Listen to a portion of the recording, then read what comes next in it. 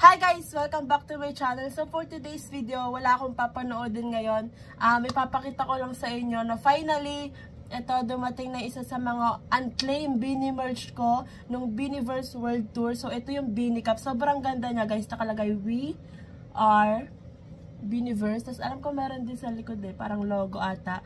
So sobrang ganda kasi parang ito yung alphabet ng Beanieverse. So ayan. Sobrang ganda guys nitong cup. And then I think tinuwit ko din yon sa X account ko at saka pinost ko dito sa YouTube community yung mga orders ko. Pero ipapakita ko na din sa inyo guys yung orders ko. Ito siya, ayan. Grabe, after almost, after almost 2 months, dumating na siya. Thank you so much. And buti na lang complete siya, walang kulang, ganan. So I'm super happy, kaya sobrang ganda guys nung hoodie, yung quality, sobrang gusto ko yung hoodies, yung dalawang hoodies na in-order ko. And yung ano pa ba, aside dun sa photo cards, yung hoodies talaga yung pinaka gusto ko, at saka itong cup, kasi lagi ako nagka-cup habang nag-video. So ayan, best purchase I guess. And then, hindi ko alam kung meron pa sa ABS-CBN store ng mga merch nila. Pero, ayan, if meron, bili kayo guys. Sobrang ganda nitong cup at saka nung hoodies. Yung hoodies na binili ko is yung Blink Twice at saka yung kasama dun sa bundle. Dun sa 888 bundle ba yun? Or ano yun? Basta yung nasa 8K plus na bundle. So ngayon naman, meron din akong ipapakita sa inyo guys na unofficial. Kasi, pinagawa ko to or pinaprint ko as photo cards. Wait, kasi sobrang ganda. Again guys, kung gusto nyong magpa-customize or magpagawa ng photo cards, kahit hindi beanie, kahit ibang idol, ganan, or ano, gusto nyo ng souvenirs or ano pa ba, ng mug, ganan, mousepad, nagagawa din sila. Tinta Tropico sa FB at saka sa TikTok, ayan. Doon nyo sila i-message. Sobrang ganda ng quality guys. Hindi lang nagagawa din sila ng t-shirt, ganan. Kunwari may outing kayo ng company, ganan. Nagagawa sila ng mga ref magnet, keychains, ayan. So ito yung ABS-CBN ball na pinagawa ko. Tingnan nyo naman guys yung quality, oh. Tapos ito yung back print niya, parang pangkasal. So unahin natin si Colette. And then si Shi. And then si Gwen. And then si Staku. And then si Maloy.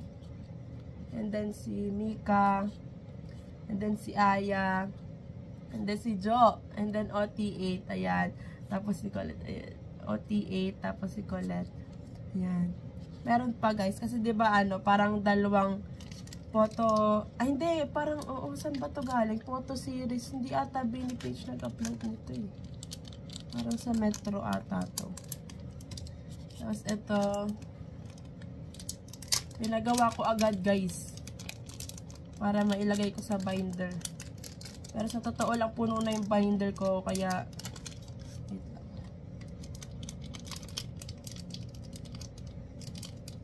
may nag-message nga daw sa kanila, nagpagawa ng ano, nagpa-customize ng mga Jolette PC. So sabi ko, ako din, gusto ko din ng mga Jolette PC, ganan. So ito yung isang set. Again, si Colette, Jo. Ay, baliktaran pala to guys. Baliktaran. Ngayon ko lang napansin, di ba? Oh my gosh, ang ganda nila. Tapos si Aya. Wait. Si Aya. Ayan. And then si Mika. And then si Shi. Maloy. Gwenny. Grabe, sobrang slay talaga ni Gwen doon. And then Staku. Yan. And then OT8 ulit. Sobrang ganda guys. So, ano, sobrang affordable din. May isa pa ako ipapakita. Sintra board. Pang display. From Tinta Tropico din. Sila din yung naggawa. So, ano pang hinihintay nyo guys? Mag-order na din kayo sa kanila. Pero bago ko ipakita yung Sintra board kasi sobrang ganda. Ito pala, meron pa din silang Polaroid print. Yan. Colette. Colette ulit. Aya, and then Colette, Jo, and then ito, Lucky Tin with Mika, and then OT7 kasi wala si Shi dito. Pero may pinagawa na din akong ganito na kasama si Shi kasi di ba may pinost yung Billboard PH. Ayan. And then ito, Kolaya, si Jo, Kolaya, OT8, Colette from her TikTok. Oh my God, guys. Sobrang ganda ni Colette dito. Nakikita nyo ba yan? Ay! Diyos ko po. And then, ito na yung Sintra board. Wait. Sobrang ganda, guys. Nakikita nyo ba to? Oh my God. Can you see that? Oh my God. So, again, guys, kung gusto nyo nitong mga Polaroid or PC, ayan, punta na kayo sa FB page or TikTok shop ng Tinta Tropico kasi message nyo sila doon kung gusto nyo magpa-customize. Kung gusto nyo magpa-customize ng Sintra board, tas ibang picture ng Bini, ayan, send nyo lang sa kanila. Sobrang ganda, guys. So, ayun lang. Dapat magre-react ako dun sa Blink Twice Taglish version, pero may nabasa na agad ako sa Twitter na wala naman masyadong binago. Sabi, parang may nabasa nga ako, bakit parang 2 line lang daw yung yung binago.